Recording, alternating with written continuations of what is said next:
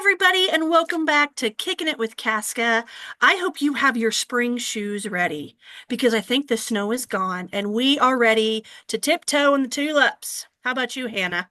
Well, I want to tiptoe at the beach with you. I'm seeing that on your background today. You have got the beach rolling, and I am ready to stick the t toes in the sand. So maybe no shoes for me. No shoes, no shirt, no problem.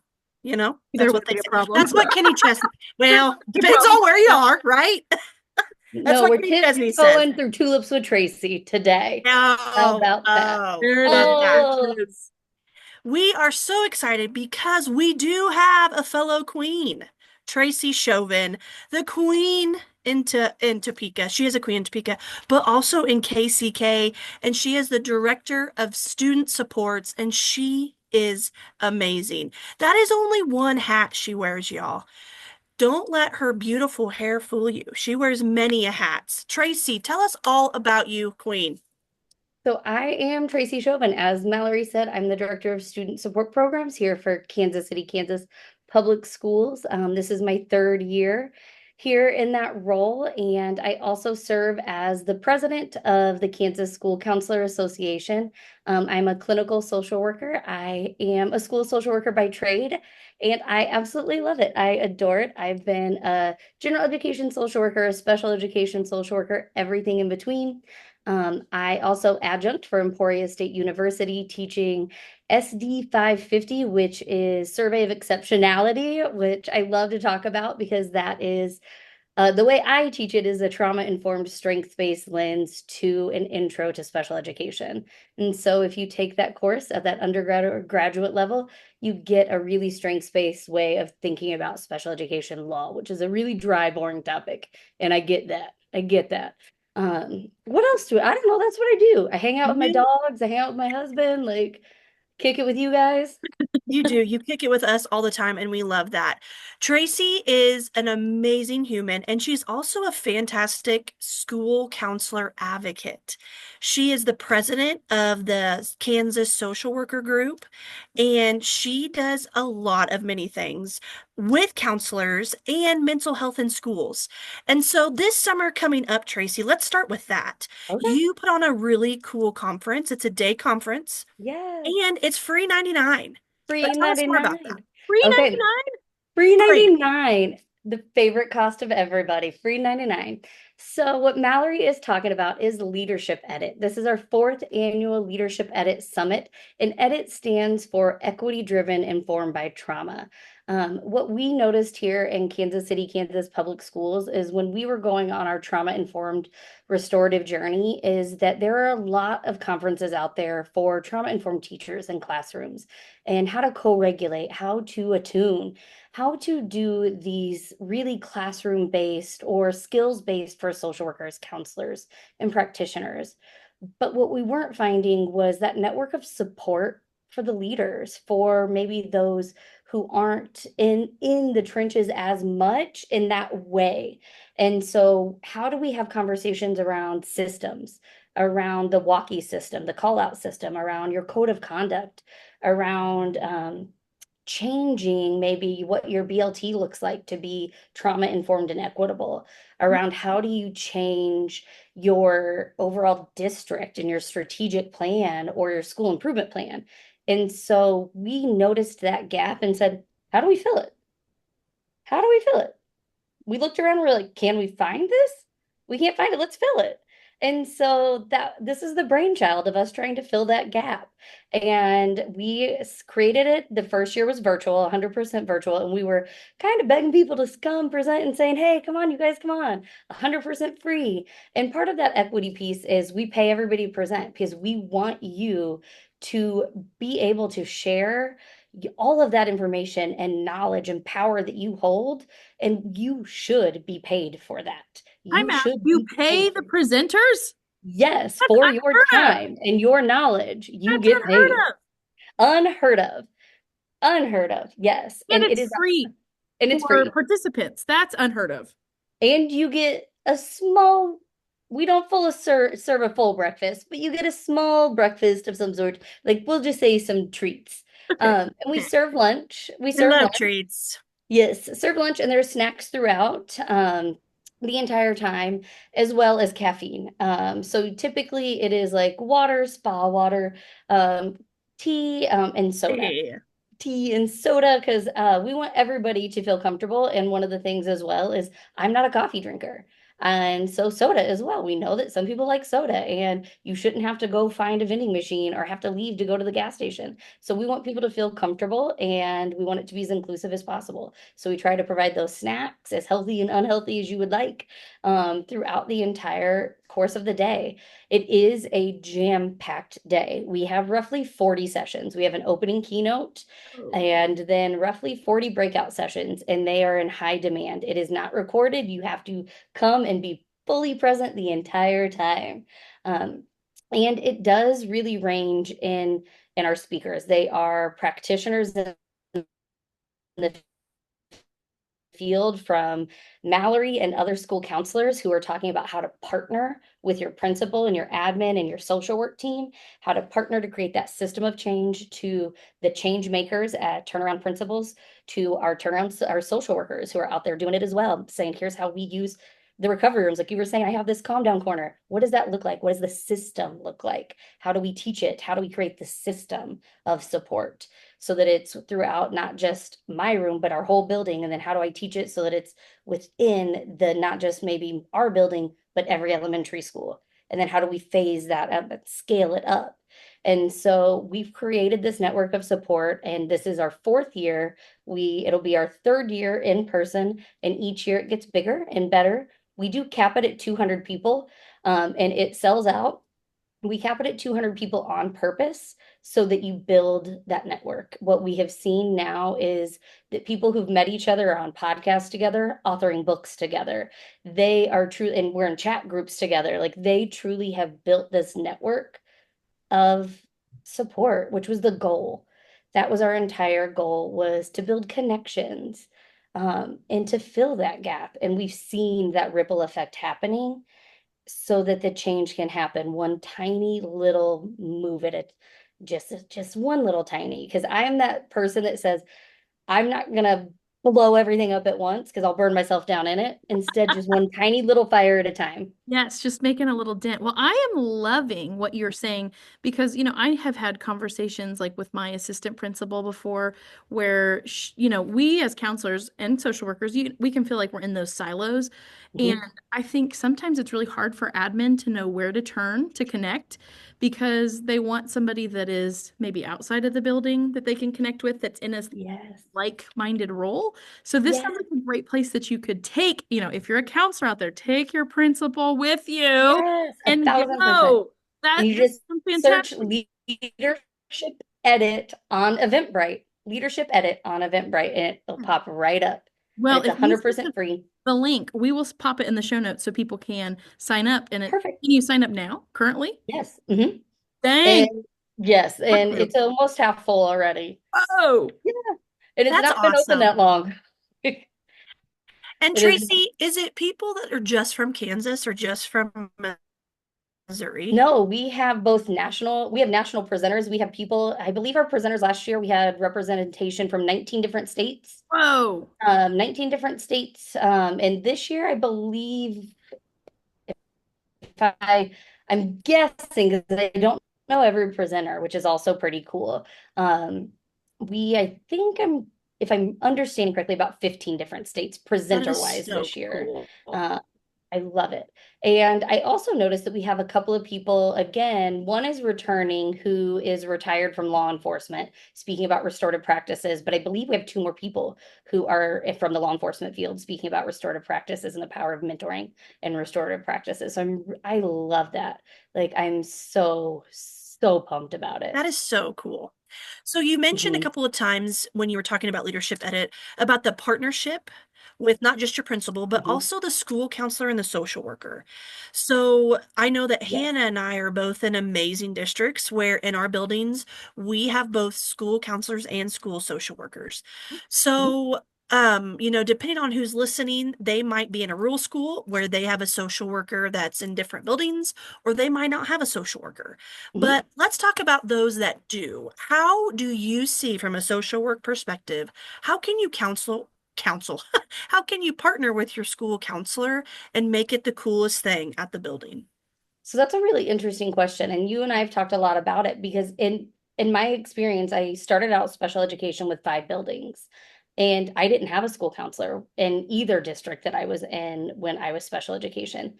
And then when I moved to being building based and serving all students, I still didn't have a school counselor in the district that I was in. And so my experience has always been that silo. And then I moved into KCK and all I've seen is teamwork and partnership. And that has been just affirming of how we can work in tandem to complement each other and complement the skill sets, the knowledge, and the competencies that each role brings to be able to serve and support not just our students and our families, but our staff. So that there is a continuum happening. And I think that that's the biggest piece is having that full continuum of support happening. When we think about what our counselors bring in terms of being able to walk in and say, hey, I know how to really support you guys when it comes to all of these classroom lessons. And I know how to problem solve with you guys when it comes to PLCs. And I can walk right on in and see that these things are happening around something as simple as maybe attendance, something as simple as families. And I don't always have access to that as a social worker because I might be doing tier 3 or really talking more around medication management and meeting maybe with a school nurse. And I also think that school nurse is that powerful triad as well. When we think about what she's seeing, I say she, they, I should say they, what they are seeing, because we have many a male school nurses and other school nurses. But that triad and that trifecta of power that's held within of what we all get to see within the school. And so I think that that partnership is really, really powerful of the lens that you all bring of being able to be there so regularly in the classrooms, seeing the day-to-day interaction because you have access to a dynamic I might not ever get to see. I might not ever get to see. True. And on the flip side, you have a perspective that's different than ours, which I love. So many times we might be too close Hmm. with what's going on. And it's nice to dial it back to your social worker and say, hey, can you problem solve this through with me? Really And good point. you guys will come up with an idea that's genius that I would have never thought of just because I'm too close, you know? And so Really good point. that's a really nice way, I think, to check in with your social worker. I also think it's interesting. 504s. I think it's so interesting, like how districts do that too.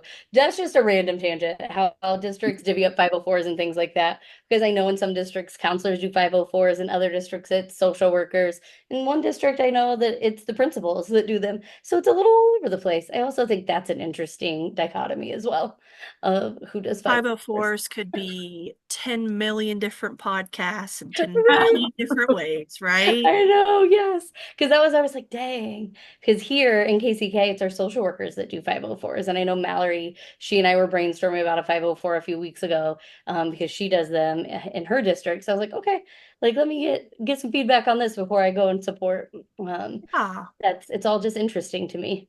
And like Hannah said, just bringing that different perspective because you might be so into it, the social worker might be so into it, and then the counselor can bring in another perspective.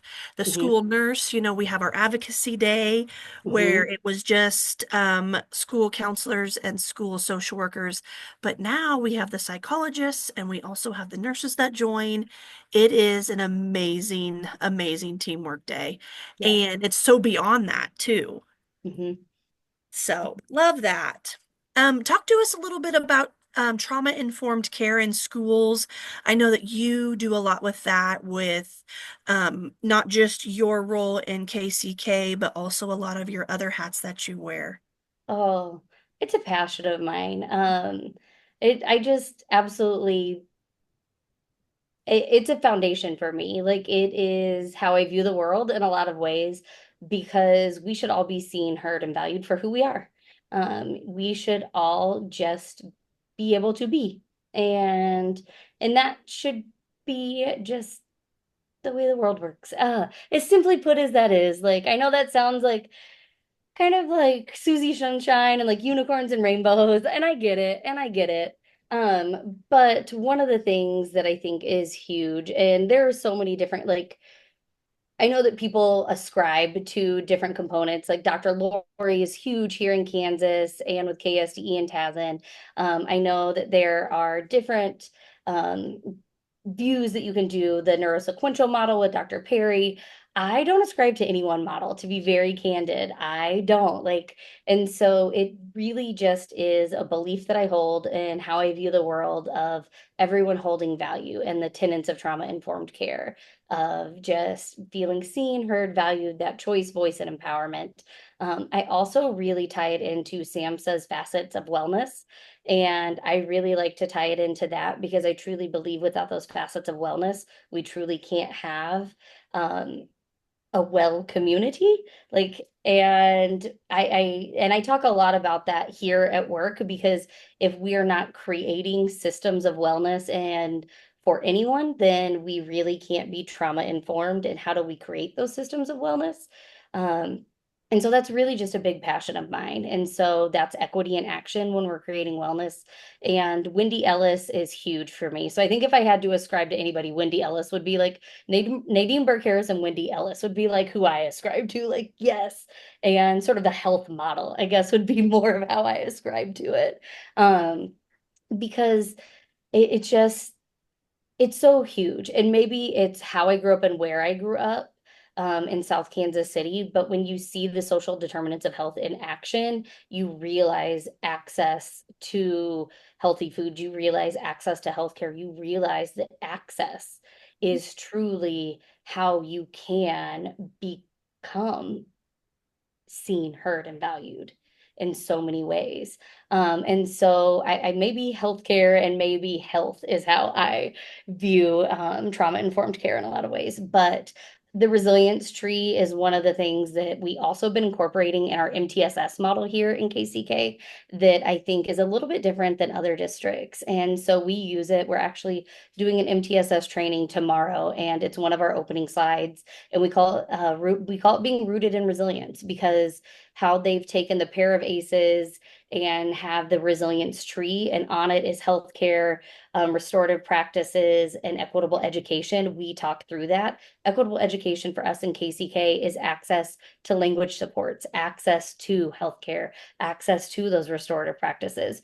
Because we know that in our community, without those things, our students are more likely to not graduate high school. Our students are more likely to not go on and graduate diploma plus, as we call it. And so we have to have those foundational supports in place. So for us, that's an MTSS slide. We put it right up there with our triangle and say, here's where we're going, you guys. And so we tie all those things together.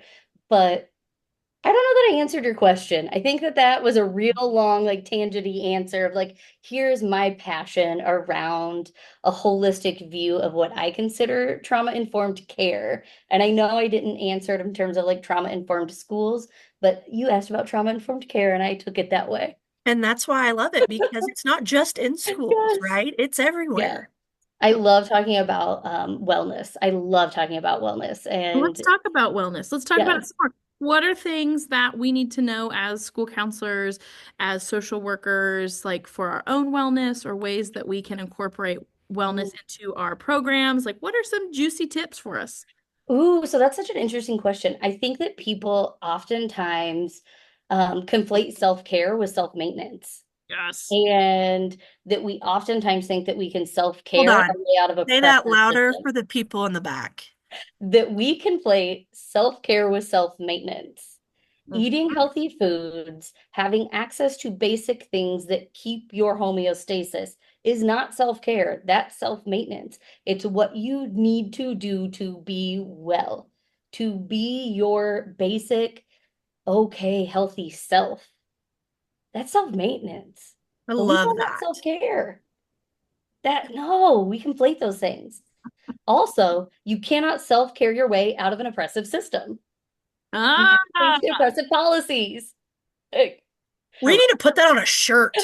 I know. Where do we get these stickers? Band shirts and stickers. right? I love it. So I like to think of it like when we say like One of the things that we did years ago in one of my buildings, and I use it almost, and we would do it with students too. I would do it with students. I would get like the tiny little note cards, and we would create trifolds, and it would have self-maintenance. I would put them like, doot, self-maintenance, self-care, and like postvention. And so the self-maintenance were the things that we would do to, again, be our best self. That might be like yoga, that might be, and it's the different facets of wellness. Yeah. Like, what is it you need to do? As an adult, I need to be financially secure. I need to stick to my budget. That's what I need to do for maintenance.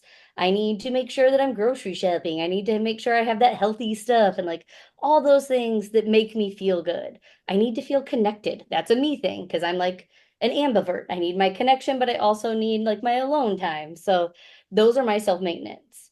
The self-care is like the in the moment. What do I do when I notice that I'm starting to become maybe a little dysregulated? What are those things that you do to start to self-soothe, to regulate? Mhm. Those are those things that you do. And that's what I would put like in the middle. Um, and that self-care might be those triangle breathings, the things that we would typically do that we consider like interventions. And then the postvention is what do you do to repair or mend the harm that you might have unintentionally done if you weren't able in the moment to self-soothe or regulate or co-regulate with somebody else. I love that because I feel like that's the piece we miss so much is going back and, what was the word you used? It was a good word. You're like, how do we, Repair or mend harm? yes, how do we repair what happened? Like, how do we fix it? What do we do? Because, saying sorry is great, but, like, how are you going to change your behavior to Yes. show that, I think that's the missing puzzle piece a lot of times. And some of the postvention for me sometimes is like, what did I do well? Like, I also try to reflect on like, if I have a high tense as an adult, like if I had like a high intensity situation and I handled it well, what did I do in that moment that like that helped me handle it well? Like, what was it? Because I might not be cognitively aware of it, but I did it to help myself manage. What did I do? So that I can hopefully try to do it again the next time I have a high intensity moment. Like, so the postvention can go both ways of what can I do to repair or mend the harm or the unintentional, or what can I do to maybe bring that metacognition, bring that thinking back up to the surface so I'm also aware of the positive consequences, like what I did well, so that I can hopefully do that again. So I think of it sort of three ways in that sense. But that self-maintenance piece is huge, and we conflate it with self-care. That self-maintenance is huge, and that might be what makes you feel the best is getting your hair and nails done. I don't care about that. Y'all, my nails are natural all the time. I was digging in dirt yesterday. Like it was okay. I was repotting my plants. Like, and it is a-okay. That's not something I need to feel well. Like, and that's okay with me.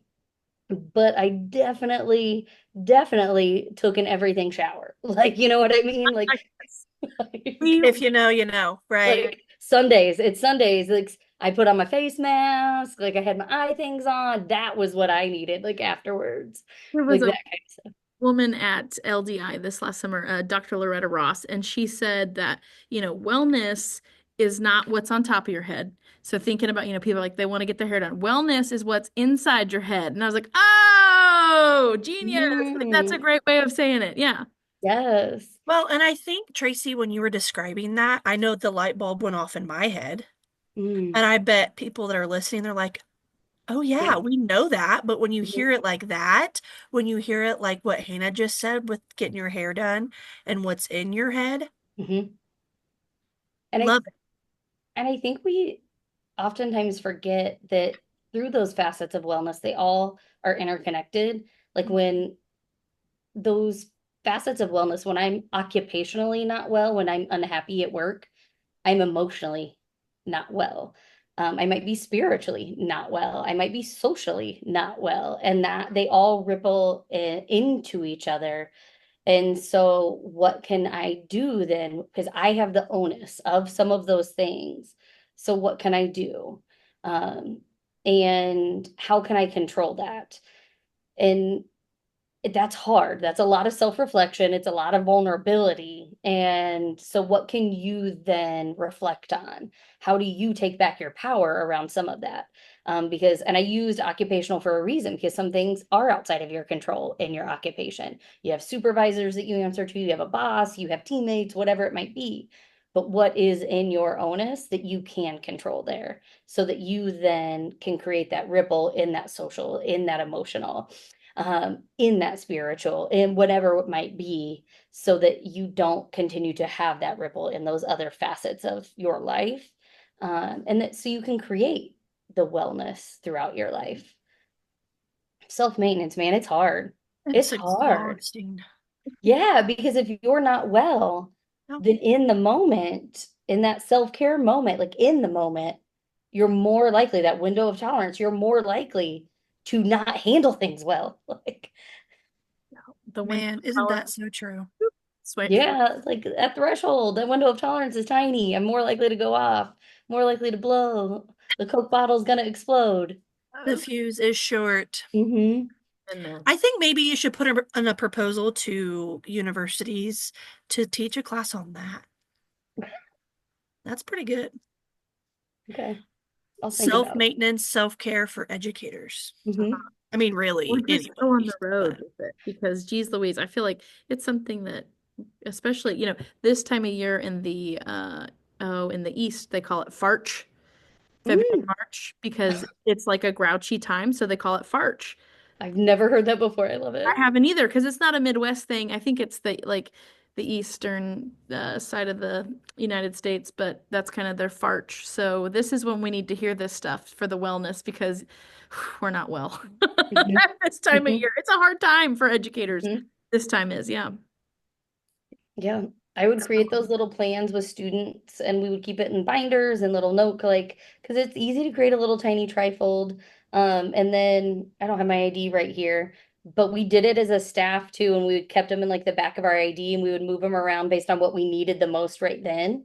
Like if I knew my window of tolerance was tiny, I would keep the in the moment, like that self-care out, so that I could see it and remind myself of like, here's what I need to do when I'm getting frustrated easily. Here's what I need to do.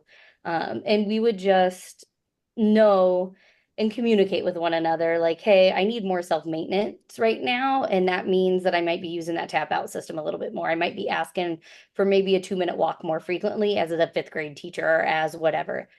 And we should have those systems of support to be able to do that and be okay with, hey, preventative walks versus walkie call out walks for a student, that because I've been triggered as the adult. I would much rather do preventative 2-minute walks for you as the adult to go Right. do your 2-minute walk. yes. Like, What are some tips to create a system like that? Because I know you have to have a lot of trust with mm, those around you to be like, I gotta tap out. mm, I need the 2-minute walk and then I can come back, or I just need a minute, or we gotta switch places because I've been with this friend all day. Or mm. whatever. I mean, what are some tips to build that sense of trust and support?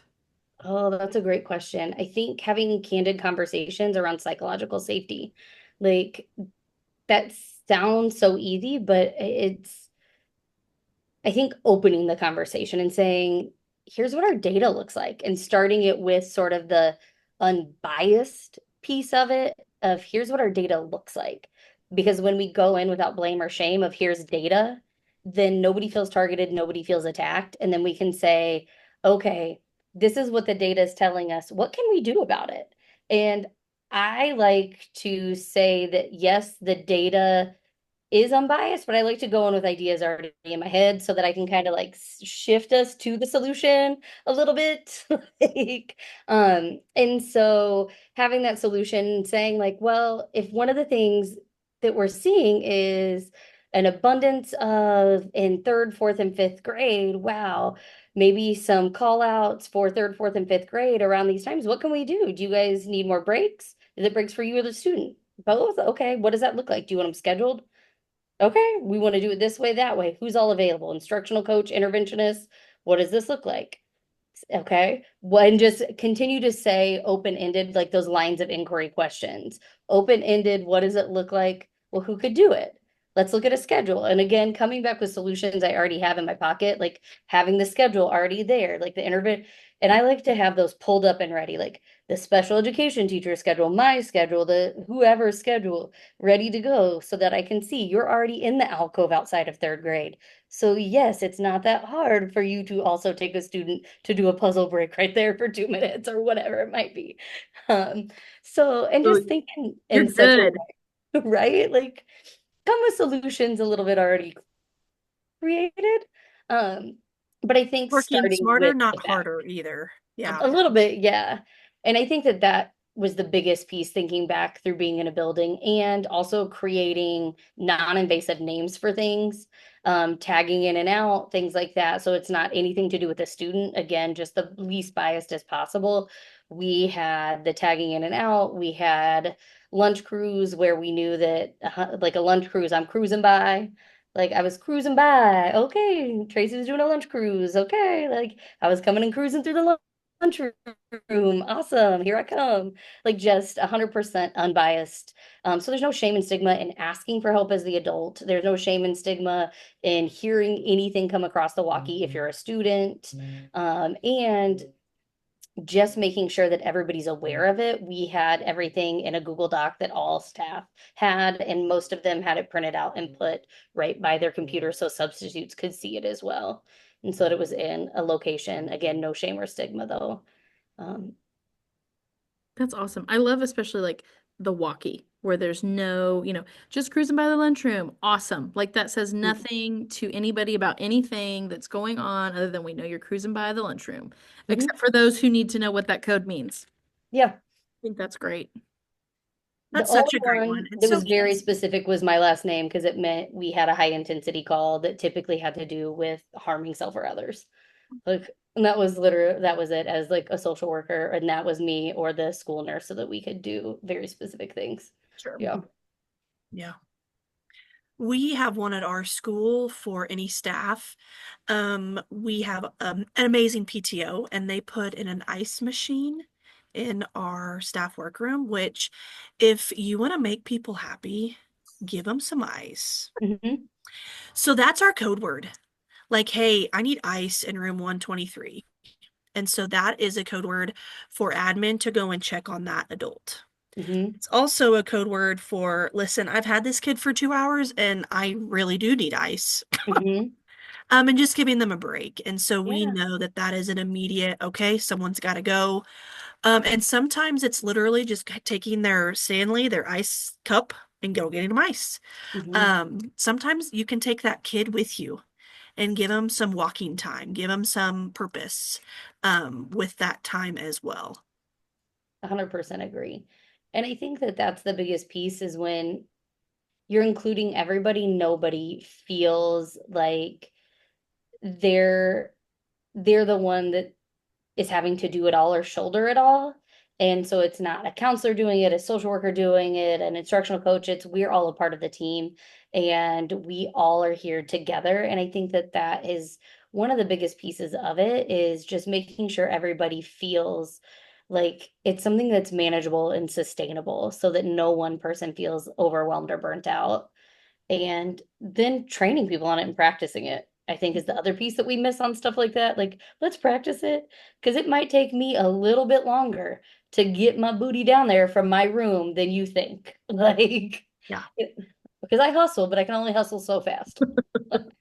My little tiptoe feet can't get there as fast. Uh-huh. Like And I think, I can tiptoe very fast, but um well, I you got a also job too, right? You got your own right. responsibilities. Hmm. And I think too, with that, we have our office staff keep data on that.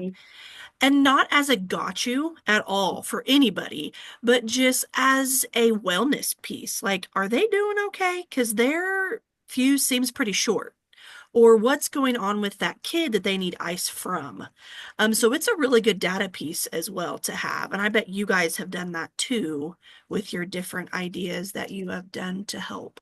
That's a really good point, is it helps you know one, like when to check in with that adult and like you said, make sure that they are getting the support that they need and asking that, like, what support or help might you need? Is it time for us to maybe rotate somebody else in? Like, is that okay? What does support look like? Mhm. Because sometimes we say, no, it's fine. Like, no worries, I got it. Right. What does support look like? If no worries, got it, what would support look like? Well, and support looks different to everybody. Mm-hmm. I would Mm-hmm. consider support somebody else and be like, no, that's stepping on my toes, or, you know. Mm-hmm. Right. And that's funny that you say that, Hannah, because one of the things that is so funny is languages of appreciation at work and like love languages outside of work are so vastly different for like me personally. Like my languages of appreciation at work, or I should say, one of my love languages is gifts and like acts of service. And at work, yes, it's still like gifts, but acts of service, I don't want help at work. Like, why are you thinking I can't do this? So like why are you thinking I can't do this? So like if you ask me like what support do you need, I will say none. But what does support look like? That's a very different question. It's a very different question. So true. Didn't think about Hmm. it like that. Hmm. So Hmm. what else do you need? I don't. Like I don't. Yeah. So You cool. can bring me a Starbucks gift card. Right. I will say that. I'll say like I do probably like what does support look like? Please don't put me on for like the 7:45 to 8:45 shift. I really don't like mornings. Like that would be really supportive for me. I don't like mornings. Like that would be very supportive. And that person knows that. Mhm. Yeah. So cool. Well, Tracie, thank you so much for being with us today. You are such a great advocate, such a star, such a queen. Same to you guys. Thank you guys so much for having me. Absolutely. Absolutely. And you have on our favorite color as well. Purple's my favorite color. Yeah, it's the best. Mhm. Okay, so we always end with a fun question, and I know that you are a shopper just like we are. So, Tracie Chauvin, if you were given a gift card, $500 gift card, okay, we're Macaroons. talking some cash, to any place to go shopping. You want to go to the grocery store? Cool. You want to go spend it at the Apple Store? Awesome. You want to go to H&M? Cool. Where are you going, Queen? Bucky's. Beaver nuggets for everyone. Yes, that's it exactly. Answer. Bucky's. You can get everything. You can get clothing. Would you like some biker shorts with a matching Yes. top? Would you like candles that smell delicious and delightful? Would you like beaver nuggets? Would Yes. you like a handmade charm that's like wood and or sterling silver? Would you like a Stanley Cup? You can get everything. Would you like a hand pulled sandwich? You can get everything. It's all about being inclusive. It's Oh, un Bucky's the is possibilities are inclusive. unlimited. Bucky's is inclusive. We're gonna Oh, tag him in And I this. just had my first Bucky's experience like so recently. It's glorious. I I love it. I don't It want was to. not what Hannah expected. I feel it. I've never been. That was my. I've I never. just had my first experience in October. Yeah, I would like one for sure. I just haven't had the opportunity yet. It hasn't presented itself, We but have to go. I I was can't gonna wait to feel all say, inclusive. it sounds, girls, like we need to take a road trip. Let's go. You Yes. can't fly because you don't know what we're gonna buy. We might go over the bag limit. Yes, We'll fly correct. Southwest so we can have two, an empty one for our Buckies and then a one for our stuff. That's a fantastic idea. That is, that is The Buseys. You could buy gas too if you wanted to. what it's actually intended for. I mean, yeah. That is an excellent. I love the answer. I hope I get to experience it someday. And you can take a Hannah, picture. tell everybody about your favorite swimsuit. Oh my gosh. For my birthday one year, Mallory bought me a Bucky swimsuit. And it had the big beaver right on the front and then Oh little yeah. everywhere. So when I was getting married in Vegas, I did not have that swimsuit on. I had a different swimsuit on at the time, but I ran into this Nana who had it on at the pool in Vegas. And I was like, I have that swimsuit. She was like, let's take pictures. So I said, okay. So that Nana in Vegas, hope she remembers me. She was great. Memories. She and She I does. rock the Bucky's I suit. believe it. I Yeah. believe it. Thank you, Mallory. That was one of the best gifts. You know Yeah, what? Bucky's just brings everyone together. Let's just be joy. real. It brings us joy.